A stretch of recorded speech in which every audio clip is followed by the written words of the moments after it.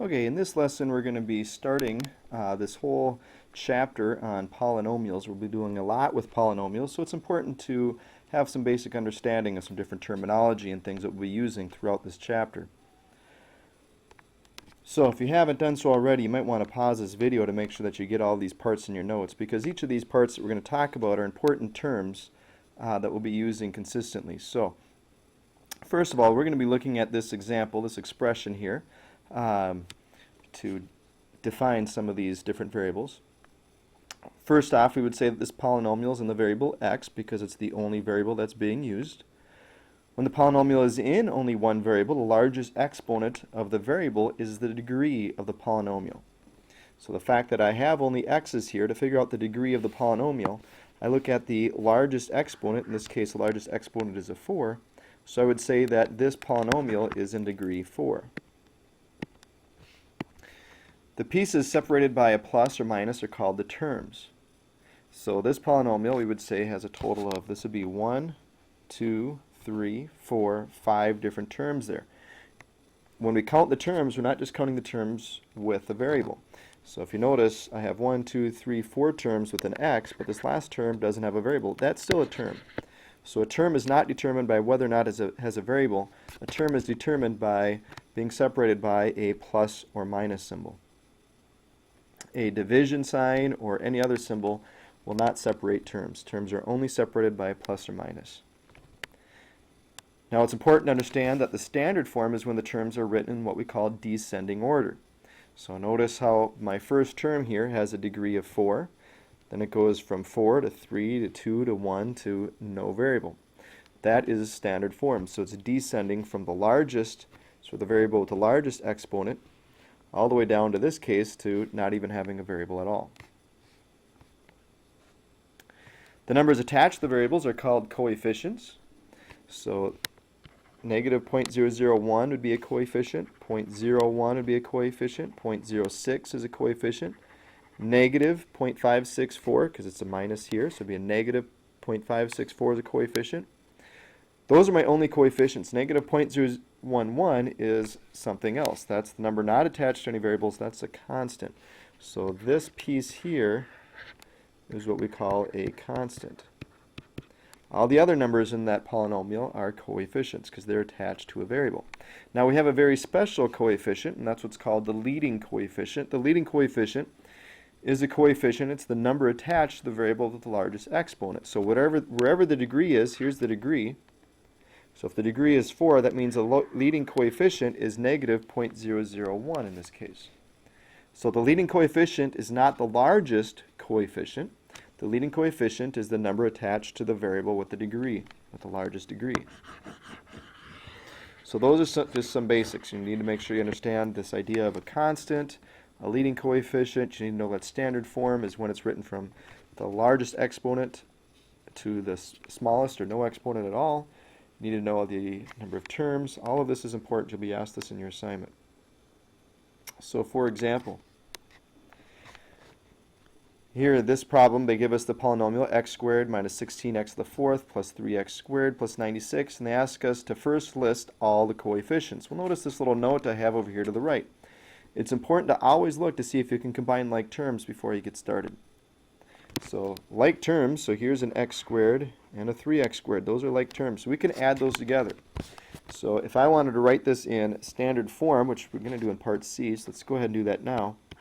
I would say it's negative 16x to the fourth. Now the 3x squared and the x squared, those get added together. This is just 1x squared plus a 3x squared, meaning I have 4x squareds. And then plus 96.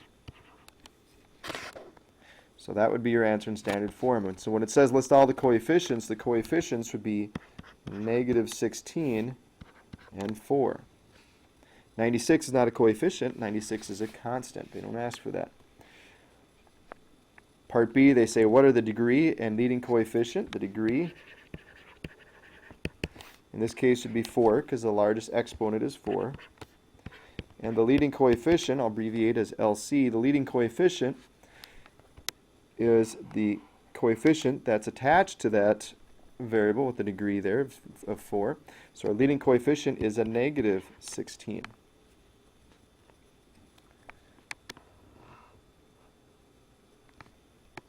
Okay, now we name different polynomials by the degree of the polynomial.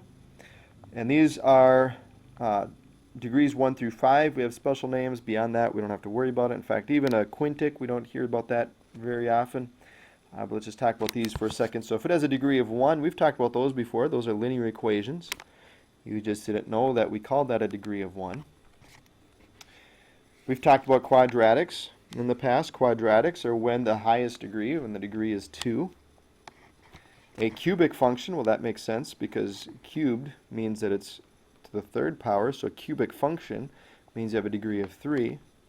Quartic, well, you know, a quarter is 4. So a quartic polynomial would be where the degree is 4, and a quintic polynomial is where there's a degree of 5.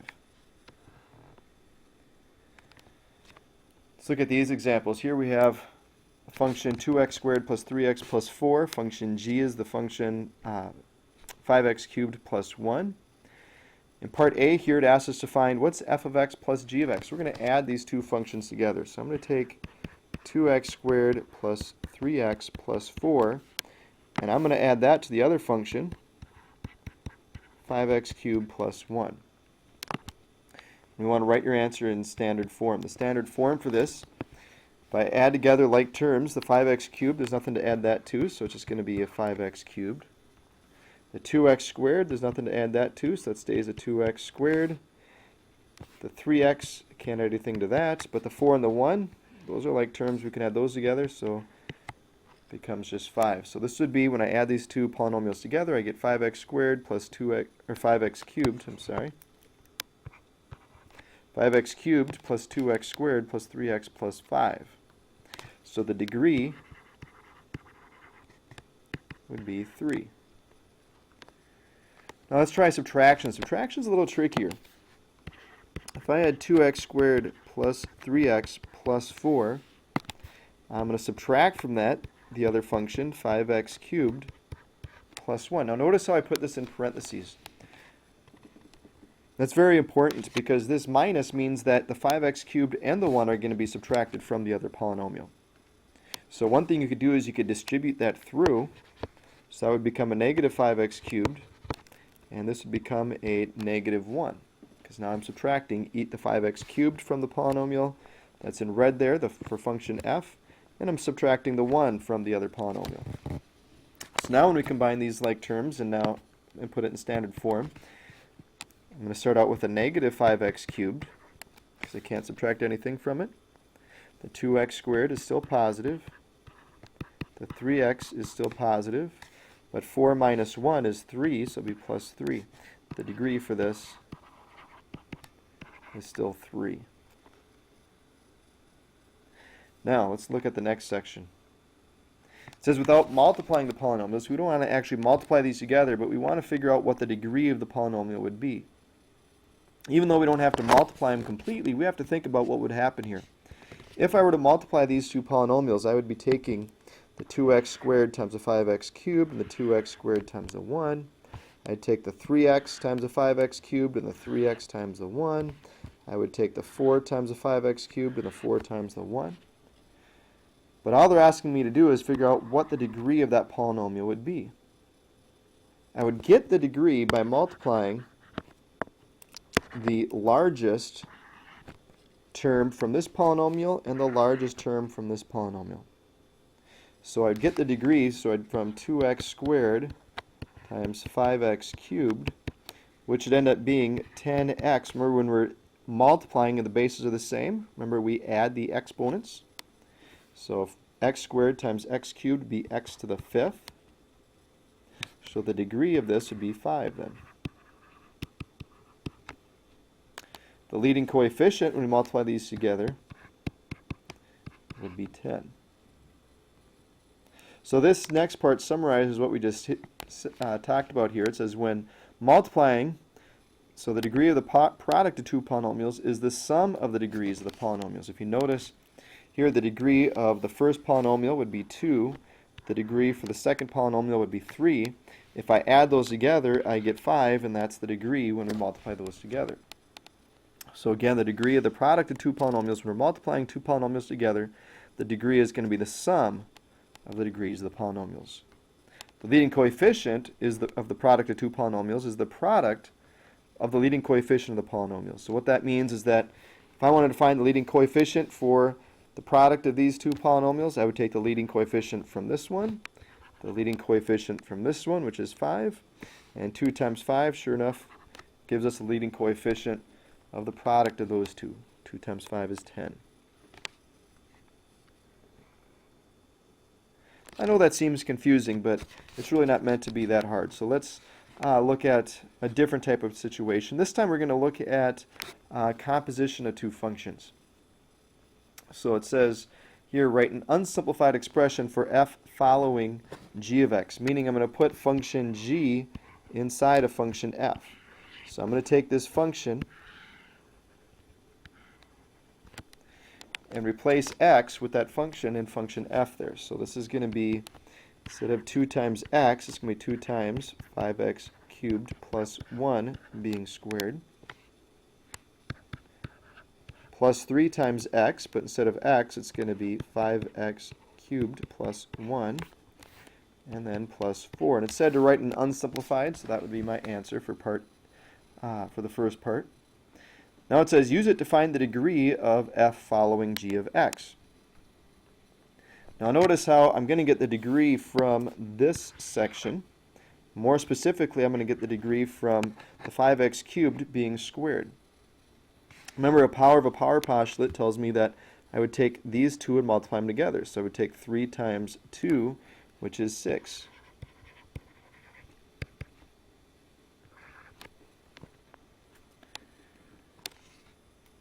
And we want to use this now to find the leading coefficient, is what that should say.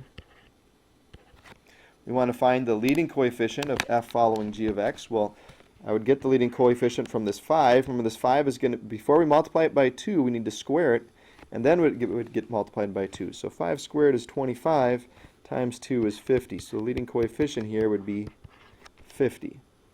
Because this 5x cubed, it would end up being squared. Now granted, all of that would be squared, but we're just focusing on the leading coefficient. So I don't have to worry about any of the other numbers, I just have to worry about the 5 there. So 5, when you square it, becomes 25, and then you multiply it times this 2 that's out in front here, and that's what gives you 50.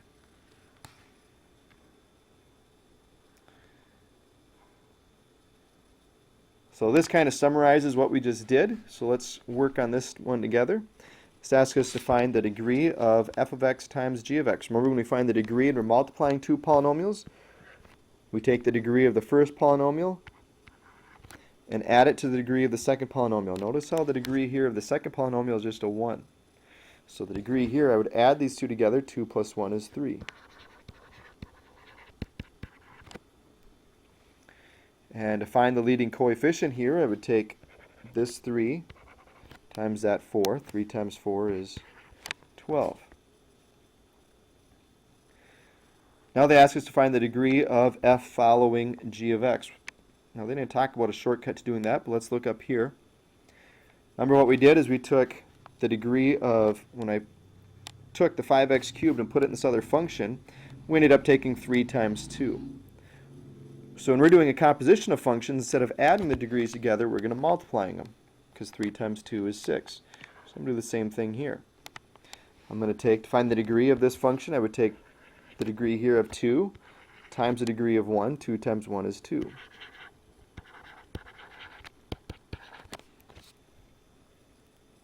The leading coefficient of f following g of x, well, I'd be putting this 4 inside of here for x, so the 4 would end up getting squared. I'll just show you what I mean here. I'm taking the 3, the 4x minus 5, will be put in there for x. Now granted, you'd have the rest of it, but we don't care about that, because we're going to focus just on this piece here, because that's where every degree would be. So the 4 would get squared. 4 squared is 16, and 16 times 3 is 48. So the leading coefficient here would be 48. I'll go ahead and skip the next section. I want to get to the end here. So let's go ahead and let's look at this example. So let's look at this. It says Anita Lone and her family start saving for college when she graduates from 8th grade. At the end of each summer, they deposit money into a savings plan with an annual percentage yield of 5.8%. Anita is planning to go to college in the fall following her graduation from high school. How much money will be in the account when she leaves for college if no other money is added or withdrawn? So let's look at this table. So it says at the end of summer after 8th grade. So in other words, right before going into 9th grade, they deposit $1,200 into her account. At the end of the summer after her 9th grade year, so in other words, right before going into 10th grade, they deposit $850 in her account. And so on, all the way up to right before she leaves for college, they give her $1,300. That $1,300 doesn't really sit in her savings account to earn any interest. It's just one last dollar amount that she gets. And if you remember talking about the compound interest formula, the amount is your principal times 1 plus, technically it's R over your rate divided by the number of times it's compounded. But if you remember, if it's compounded annually, it's just 1 plus R to the number of times it's compounded. Again, if it's compounded annually, it's just 1. And so your exponent would just be to the time. So this will be the formula that we're going to use to figure out how much each of these are going to earn over the course of the years, all the way up to that $1,300. So let's start with that amount after her 8th grade year. So it's going to be $1,200 times 1 plus the rate. The rate is 5.8%, or remember, we don't use percents the way they are. We change it to decimals, so it'd be 0.058. Well, if I add that to 1, it'd be 1.058. Now I have to figure out how long that's going to sit in her account. Remember, this is an amount that's received at the end of the summer, so right before her 9th grade year. So this is going to sit in there for all of her 9th grade year, her 10th grade year, her 11th grade year, and her 12th grade year. So it's going to sit in their account for 4 years before it's going to get withdrawn for college. Then after 9th grade, after the summer of her 9th grade year, they deposit $850 in that account. Same interest rate. So then it's going to sit in there for 3 years. And the 10th grade, after the summer of her 10th grade year, they're going to deposit $975. And then we'll do her 11th grade year would be $1,175. That's just going to sit in there for 1 year, so that's going to receive a little bit of interest. And remember, we said that $1,300 that's given to her right before she enters college, so it's not going to even have time to sit in her account, so it's not going to gain any interest. So we don't have to figure that in. It's just going to be just the plain old $1,300. Well, if you do that on your calculator, if you work that all out, you're going to get an answer of $6,144.74. That's how much she would have when she would go into college there.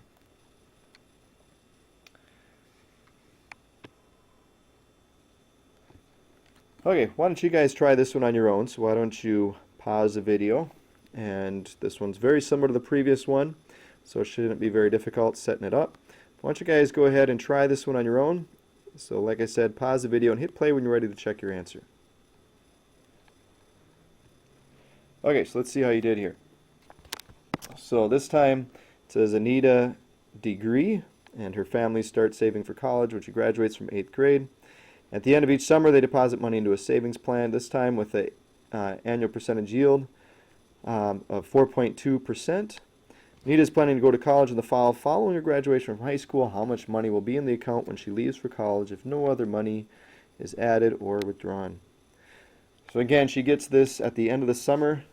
Following her 8th grade year, she gets $2,000. So your principal would be $2,000 times 1 plus the rate. Again, we would take 0.042, so it would be 1.042, times the time. Again, this is going to sit in there for 4 full years, plus the next dollar amount, which would be $2,500, times 1.042.